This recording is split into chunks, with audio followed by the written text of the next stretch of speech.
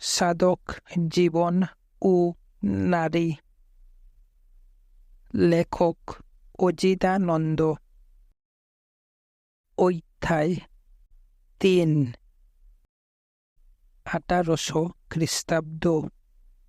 বর্ধমানের মহারাজা তেজশচন্দ্র বাহাদুর সভাপণ্ডিতের খোঁজ করছেন, উপযুক্ত ব্যক্তি পাচ্ছেন না। তিনি চান এমন একজন যিনি তন্ত্র সাধনায় সিদ্ধ এবং তন্ত্র ব্যাখ্যায় সক্ষম। তন্ত্র বিষয়ে একটি পুঁথি লেখানো তার ইচ্ছা। তিনি চুপির দেওয়ান রঘুনাথ রায়কে আজ্ঞা করলেন কমলাকান্তর সন্ধান করতে।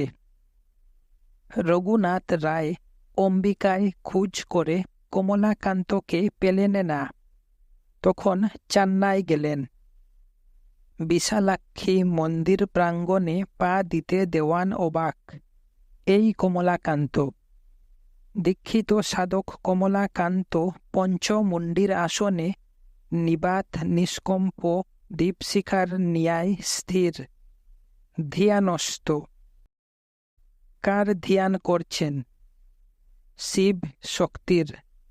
শিবকর্তা শক্তিকরণ, আর বিন্দু পঞ্চকলার আধার। অঘটন ঘটন পটীয়সী মায়া। বিন্দু খুবে মায়িক বিষয়ের সৃষ্টি। বিষয়ভোগে জীব আসক্ত।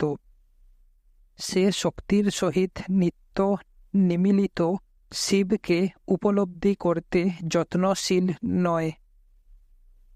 শিব শক্তির প্রতি যত্নশীল কমলাকান্তর বাহ্য জ্ঞান নেই। তিনি গণ্যমান্য দেওয়ানজির উপস্থিতি টের পাচ্ছেন না। মুগ্ধ রঘুনাথ রায় প্রহর গুনেন। স্বাভাবিক অবস্থায় প্রত্যাবর্তন করলে কমলাকান্ত তাকালেন। দেওয়ানজি, আপনাকে বর্ধমানে নিয়ে যেতে ইচ্ছুক। যাব। অপেক্ষা করতে হবে।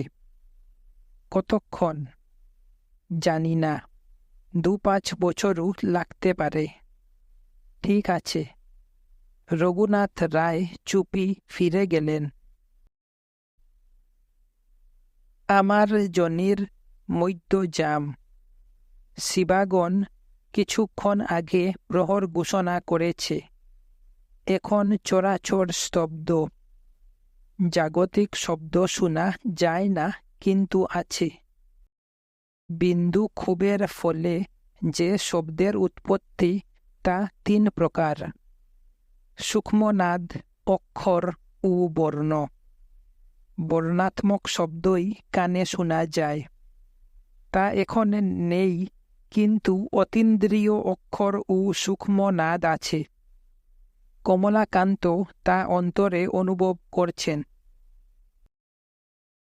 কমলাকান্তর চিন্তা উদ্বেলিত হল। তিনি আসন ত্যাগ করে তরাই বাড়ি ফিরলেন। নিঃশব্দ বাড়ি। পীড়িতা সহধর্মিণী মারা গেছেন একটু আগে বুঝি হেলায়। যখন কমলাকান্তর অন্তর উদ্বেলিত হয়েছিল তখন। অধ্যায় ৪।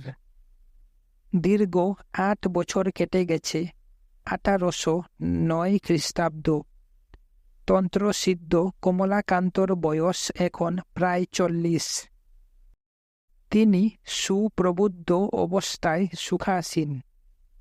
তিনি শক্তিকে জাগিয়েছেন। তিনি শিব শক্তি উপলব্ধি করেছেন। তিনি কৈবল্য আনন্দের অধিকারী। তবু তার নিত্য জাগরণ। সিদ্ধ হলেও সাধক। সাধনার শেষ নেই। দুপুরবেলা কমলাকান্ত গৃহিণীহীন গৃহে বসে গান করছেন। আদর করে হৃদে রেখো আদরিণী শ্যামা মাকে, তুমি দেখো আমি দেখি আর যেন মন কেউ না দেখে। এই গান আর মজিল মন ভ্রমরা কমলাকান্তর বড় প্রিয়। এক প্রহর বেলা। কমলাকান্ত গাইছেন মাতুল বংশীয় ধর্মদাস মুখ্যোপাধ্যায় সঙ্গত করছেন। ভৃত্য বিষ্ণু রাধাভাড়ায় ব্যস্ত। এমন সময় সেই দেওয়ান আবার এলেন। ঠাকুর, আদেশ করুন। আমি যাব। কমলাকান্ত কথা দিয়ে দিলেন। কোথায় যাবে? ধর্মদাস দুজনের মুখোমুখি হলেন। আমাদের ছেড়ে কমলাকান্তর কোথাও যাওয়া চলবে না। ধর্মদাস ভালোবাসেন কমলাকান্তকে। এই ভালোবাসার মূলে সঙ্গীত। কমলাকান্ত গীত রচনা করলে তিনি সুর লয় সঙ্গত করে বিশালাক্ষী মন্দিরে কীর্তন করেন। দুজনের আনন্দে দিন কাটে। কমলাকান্ত বন্ধুকে বললেন, তুমিও চলো, রাজাকে একবার দেখে আসি। অল্প সময়েই চেন্নাই রটে গেল গমন বার্তা। কমলাকান্তর চতুষ্পাটির ছাত্ররা ছুটে এলো। তারা যেতে দেবে না। গ্রামের প্রধান বললেন, বিশালাক্ষীর এমন সেবাই তো পাব কোথায়? তোমার যাওয়া হবে না। তবু কমলাকান্ত বর্ধমান গেলেন। মহারাজা তেজশ্চন্দ্র সাধক কবিকে অতি সমাদরে সবাই গ্রহণ করলেন। পাদ্য অর্ঘ্য দেওয়া হল।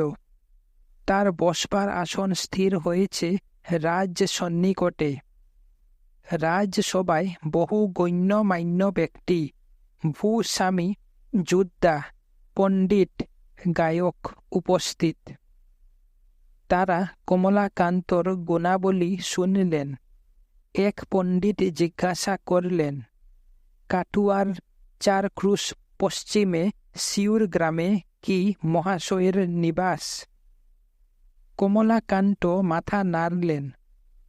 রাজকর্মচারী রাধানাথ বসু বললেন, সিওর গ্রামের কমলাকান্ত জাতিতে করণ। পিতার নাম ব্রজকিশোর। তিনি বৈষ্ণব সাধক। মহারাজা কমলাকান্তর গান শুনতে উৎসুক।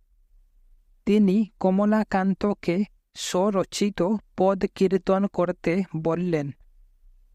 কমলাকান্ত কিছুক্ষণ গুনগুন করার পর গাইলেন, বামা কে রে এলো চিকুরে, বিহরে আনন্দময়ী সব হৃদি পরে। বসন নাহিক গায়, পদ্মগন্ধে অলি ধায়, চলে যেতে টলে পরে আসব ভরে। যে ঠেকেছে রাঙ্গা পায়, হত দিতি সুত চয়, স্পর্শ মাত্র শিব হয় সমর মাজারে। কমলাকান্তের ভাসি, সর্বনাশী ধরে অসি, করিলি সব কাশিবাসী জনমের তরে। এ গানের ইতিহাস আছে। চেন্নাই থাকাকালে ঘন ঘোর শ্রাবণ নিশীতে বিদ্যুৎ চমকালে কমলাকান্ত মুহূর্তের জন্য বিভসনা সদালসা বাগদি যুবতীকে দেখেছিলেন। সে দেখা এমনই যে তার মনে ভাব আসে এবং তিনি ভুবনমোহিনী নারী রূপ দর্শন করেন। কেশ রাশি আকাশে আলুলায়িত, নীলকান্তি বদন মেঘের গায়ে, আবু মিলন্বিত বিদ্যুৎলতা শরীর। চরণ যুগল জল স্রোতের উপর খেলা করে। রূপ দেখে বিহ্বল কবি গেয়ে উঠেন, বামা কে রে এলো চিকুরে। সামান্য নারী সাধক কবির চোখে ও সামান্য দেবী হয়ে গেল। বর্ধমানের বাঁকা নদীর পারে কুটালহাট। এখানে জলস্রোত, তরুলতা, শ্মশান, নির্জনতা সবই আছে। কমলাকান্তর জন্য কুটালহাটে বাড়ি তৈরি হল, মন্দিরও। রাজ আনুকূল্য কমলাকান্তর কোনো অভাবই নাই। অনুগত বৃত্ত এবং মাসিক বৃত্তির ব্যবস্থাও হয়েছে। রাজসভা পণ্ডিত কমলাকান্ত দ্বিতীয়বার দ্বার পরিগ্রহণ করলেন। এ বিবাহ স্বতন্ত্র। গৃহস্থের গৃহিণী গৃহম উচ্চতে।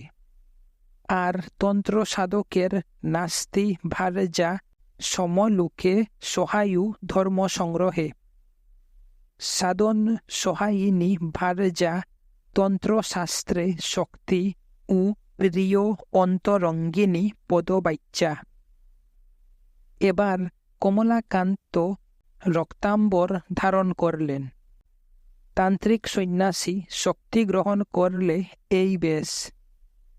তন্ত্রমতে সন্ন্যাসী অথবা গৃহীর শক্তি গ্রহণ বড়ই উদার। কৃষ্ণানন্দ আগমবাগীশ তন্ত্রসার গ্রন্থে এবং ব্রহ্মানন্দ গিরি শাক্তানন্দ তরঙ্গিনী গ্রন্থে বাশিষ্ঠ পদ্ধতি অবলম্বনে শৈব বিবাহের নির্দেশ দিয়েছেন। তান্ত্রিক সমাজে শৈব বিবাহের বহুল প্রচলন। এই বিবাহে মগ, পাঠান, তিব্বতী রমণীগণও শাক্ত ব্রাহ্মণের শক্তি হয়েছেন। স্বয়ং ব্রহ্মানন্দ গিরির শক্তি ছিলেন এক রূপসী পাঠানী রমণী। কাঞ্চনপুরের শক্তিকে নিয়ে কমলাকান্ত কুটলহাটের মন্দির বাড়িতে বসবাস করছেন। মন্দির বাড়ির দুদিকে দুটি কুঠরি, একটি জপের ঘর। মালা, ঝুলি, কাঁথা ও লাঠি কোণে থাকে। ঘরের মাঝখানে পঞ্চমুণ্ডির আসন, অপরটি বাঁশের ঘর। এখানে কমলাকান্তর শক্তি থাকেন। মন্দিরটি প্রস্থে 11, দৈর্ঘ্য 22 হাত। মেঝে বাঁধানো 7টি টিনের দুচালা। মন্দিরে কালিকা মূর্তি স্থাপন করা হয়েছে। পূজা হয়, হোম হয়। কমলাকান্ত রজনীর মৈত্যজাম থেকে প্রত্যুষকাল পর্যন্ত ধ্যানস্থ থাকেন। কার্তিক মাস, বাতাসে শীতের ধার। কমলাকান্ত খোলা গায়ে বসে আছেন। তার মনে গান এলো। তিনি তালি দিয়ে গাইছেন, ভালো ভাব ভেবেছ রে মন, তোর ভাবের বালাই যাই। তোর ভাবে ভব ভবানী, ভবনে বসে পাই। ওই ভাবে ভুলে থাকো ভাবান্তর হয়ে, না কো মন ভাবিলে রে, ভবের ভাবনা কিছুই নাই। গাইতে গাইতে কমলাকান্তর চোখে জল এসে যায়। যিনি সুখ দুঃখের অতীত, তার চোখেও জল। রাজা তেজশ্চন্দ্র সভা পণ্ডিত কমলাকান্তকে জানালেন দীর্ঘদিনের ইচ্ছা। সুললিত ছন্দে একখানি তন্ত্র সাধন পুঁথি প্রণয়ন করতে হবে। কমলাকান্ত চিন্তিত হলেন। আগম নিগম মিলে 192 খানি তন্ত্র। তার 64টি সংগ্রহ করে কৃষ্ণানন্দ আগমবাগীশ তন্ত্রসার প্রণয়ন করেছেন। সে এক বিশাল গ্রন্থ। তাই নিয়ে কাব্য সম্ভব। মহারাজ আগ্রহের চোখে কমলাকান্তর মুখপানে তাকিয়ে আছেন। তন্ত্রসিদ্ধ মহাপুরুষের অসাধ্য কি? সাধক কবি মৌন সম্মতি জানালে তেজশ্চন্দ্র ভূমিষ্ঠ হয়ে তাকে প্রণাম করলেন। কৃতজ্ঞতায় ভরে গেছে তার মন। দিন যায়। কমলাকান্ত উদ্ভ্রান্তের ন্যায় মন্দির প্রাঙ্গণে পদচারণা করেন। শক্তি অপলক তাকিয়ে থাকেন স্বামীর মুখের দিকে। চিন্তামগ্ন কমলাকান্ত তাকে দেখেও দেখেন না। তার কত স্থান মনে পড়ে। অম্বিকা, চান্না, অমরাগড়, তারাপীঠ, কতজন মনে পড়ে। তান্ত্রিক, কেনারাম, সিদ্ধু পাগলা, সিদ্ধ কৌল, কত কথা মনে পড়ে। অনাদি, সুষুপ্তি, মন্ত্র রহস্য, শক্তিপাত, কুণ্ডলিনী তত্ত্ব। আজ কমলাকান্ত শক্তিকে ভালো করে নিরীক্ষণ করলেন। করে এক অনুভূতি হল। তিনি স্থির করলেন প্রাণ সৃষ্টিকারিণী ব্রহ্মস্বরূপা আদ্যা শক্তিকে কামিনী রূপেই সাধন বৃত্তান্তে বর্ণনা করবেন। আপন মহিমায় নারী ভাস্বর হয়ে উঠুক। এদিকে শক্তি লজ্জায় আনতমুখী। তিনি তো আর সাধন বৃত্তান্তের খবর রাখেন না, তিনি নারী এইমাত্র। সাধক কমলাকান্ত পরম মমতায় তার চিবুক স্পর্শ করলেন। বউ। শক্তি সুপ্তস্থিতার ন্যায় মুখ তুললেন। আমি মা হতে চলছি। যা সামান্য কথা তাই কমলাকান্তর কাছে অসামান্য বাণী। তিনি উদ্দীপন বোধ করেন অন্তরে। শক্তি মৃদু হেসে বললেন, যাই, সন্ধ্যার উপকরণের আয়োজন করি। পুঁথি ও দোয়াত কলম রেখো। আর কিছু? কমলাকান্ত মাথা নাড়লেন। রাত্রির দ্বিতীয় প্রহর। সুরাপান শেষ হলে কমলাকান্ত লিখতে বসেছেন। ধীর স্থির গুরু বন্দনার পর লিখলেন, নিরাকার ব্রহ্মের আকার দেখো মায়া, প্রকৃতির ৩ গুণ গুণ ধরে কায়া, যে কারণে কামিনী করিয়া নিরঞ্জনে, বর্ণিব বৃত্তান্ত কথা ব্রহ্ম দর্শনে। অন্তর্জন আর ভক্তির লক্ষণ বিস্তার করিব ৬ চক্র বিবরণ। তার মধ্যে প্রকাশ করিব যুগ তত্ত্ব, সমাধি অজপা মন্ত্র ব্রহ্মের মহত্ব। বিষয় বিষের কাটা পশ্চাৎ খুলিব, গুরু উপদেশ জ্ঞান প্রকাশ করিব। কমলাকান্তের এই অবিলাস, ভাষাপুঞ্জে সাধক রঞ্জন পরকাশ। কমলাকান্ত বান্দা ধরার নিয়মে সাধন বৃত্তান্ত লিখছেন না। ইচ্ছা হলে বেশ কয়েক পাতা লিখলেন, না হলে পুঁথি এক পাশে পড়ে রইল। তিনি পাত্রের পর পাত্র সুরাপান করছেন। লোক মুখে রাজা তেজশ্চন্দ্র শুনলেন কমলাকান্ত সুরাপানি করেন, আর কিছু করেন না। রাজা স্বচক্ষে দেখার জন্য কুটালহাট এলেন এবং দেখলেন যথার্থই তাই। বললেন, ঠাকুর, কলসে কি? দুধ। কই দেখি। দেখুন। কমলাকান্ত কলস থেকে পাত্রে ডাললেন। রাজা দুধই দেখলেন, কিন্তু প্রত্যয় গেলেন না। বললেন, এ দুধে কি ঘি হয়? অবশ্যই। কমলাকান্ত দুধ জাল দিলেন। এই দেখুন সর পড়ছে। এবার সর তুলে ঘি করব। সেই ঘি হোম অগ্নিতে আহুতি দেব। আপনি দেখুন। রাজা দেখছেন। কমলাকান্ত পূর্ণাহুতি দেবার সময় বললেন, এই পূর্ণাহুতি দিলাম। অদ্যাবধি আপনার রাজবংশে কোনো বংশধর জন্মাবে না। ঋষি দুর্বাসার ন্যায় কমলাকান্ত রাজা তেজশ্চন্দ্রকে অভিশাপ দিলেন। মহারাজ তেজশ্চন্দ্র যুগপৎ বিস্ময়ে ও সংখ্যায় হতবাক। সুরার দুধে পরিবর্তন বিস্ময়ের কথা, আর নির্বংশ অভিশাপ শঙ্কার কথা। মহারাজ চলে গেলে কমলাকান্ত অনুতাপ করেন, আজ আর পুঁথি লেখা হল না। নদী পারে শ্মশান ভূমি, চারিদিকে পুরা কাঠ, ভাঙ্গা কলস আর ছেঁড়া কাপড়। শুধু একটি জায়গা পরিষ্কার।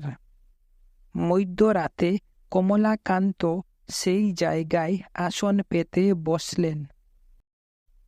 শ্মশানে বৈরাগ্য ভাব আপনি এসে যায়। কে জানে, জন্যই হয়তো তান্ত্রিক সাধকের শ্মশান বড় প্রিয় স্থান। কমলাকান্ত স্থির চিত্তে ইষ্টনাম জপ করছেন। দৃষ্টি ভ্রুযুগলের মধ্যবিন্দুতে সন্নিবিষ্ট। তদগতভাবে বললেন, সাধন কারণ মন নিমগন কুরু রূপে। রূপ কি? কমলাকান্ত চকিত হলেন। কার কণ্ঠস্বর? রজনীর মধ্যযামে অন্ধকার শ্মশানে কে এলো?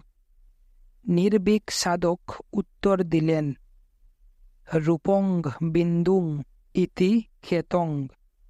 কুণ্ডলিনী বেষ্টিত বিন্দুই রূপ। ছায়ামূর্তি এগিয়ে এলো। অন্ধকার হলেও বোঝা যায়। দীর্ঘকায়, ক্ষীণ দেহ, যুবক বয়স, মাথায় পাগড়ি আছে। কমলাকান্ত বললেন, কে তুমি? যুবরাজ প্রতাপচন্দ্র। কি চাও? আত্মজ্ঞান। আপনি আমাকে দীক্ষা দিন। তোমার পিতার অনুমতি আছে? আছে। উত্তম। আগামী অমারাত্রে দীক্ষার উপকরণ নিয়ে এই শ্মশানে উপস্থিত থাকবে। যুবরাজ ভক্তিভরে কমলাকান্তকে প্রণাম করলেন। তার মনের ইচ্ছা বাবার মতো কানে মন্ত্র নেওয়া নয়, তার চেয়ে অনেক বেশি গভীর। কমলাকান্ত পুনর্বার ধ্যানে বসলেন। প্রাণ ও অপান বায়ু নিয়ন্ত্রিত করে মূলাধারে প্রসুপ্তা কুণ্ডলিনী শক্তিকে উদ্বুদ্ধ করলেন। অচিরে তার নির্বিকল্প সমাধি হল। সমাধি হল পরম সাম্যাবস্থা, পরমাত্মায় স্থিতি। এই অবস্থায় বিশ্ব চরাচর চিন্ময়। অনন্ত বৈচিত্র্য, অথচ সব একাকার। রজনী প্রভাত হলে কমলাকান্ত চোখ মেলে তাকালেন। পূর্ব আকাশে লোহিত আভা। সূর্য উঠছে। তিনি আসন ত্যাগ করে দাঁড়ালেন। মনে পড়ল সন্তান সম্ভবা স্ত্রীকে। তিনি দীর্ঘশ্বাস ফেললেন। সাধকের স্ত্রী হওয়ার কত যে যন্ত্রণা। শক্তি সারা রাত তার অপেক্ষায় জেগে কাটিয়েছেন। তিনি প্রাতকৃত সেরে তোরায় বাড়ি ফিরলেন।